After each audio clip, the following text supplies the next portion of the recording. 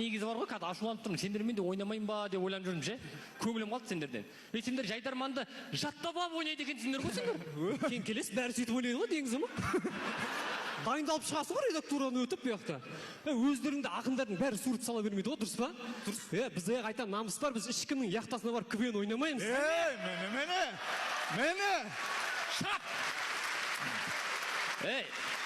Сендерді ешкім яқтасына шақырмайды да ғой. If you wanna see my bum, bum, bum, bum, bum. If you wanna feel my bum, bum, bum, bum. Онда яқтаға жету үшін негізі деңгей керек. Мойындау керек қой, негізі жайдарманның деңгейі түсіп кетті бар ғой, сендердің ойындарыңнан бар ғой. Бүкіл әзілдерінің барлығы жеңіл әзіл, анайы әзіл, шұбарланған тіл, одан кейін небір құрметті қазылар келеді. Солардың барлығын құрдастарың сияқты әжуалайсыңдар. Әжуалау деген издеваться ету деген сөз. Одан кейін қайдағы яқта, ұятта оның бар. Біраз нәрсе айтып тастады ғой. Әкеміз қарап тұр ғой, әкеміздің көзінше табаламайды жүрсің, қор қылып. Қазір жастар қарамайтын болды ғой. Әкең тұрма, шешең тұрма, ұра беретін болды қазір. Байқадыңдар ма? Байқадыңдар ма? Біздің басты артықшылығымыз ақындардың. Біз тек қана шындықты айтамыз ғой. Соны неге айтыстаған айтасыңдар сендер?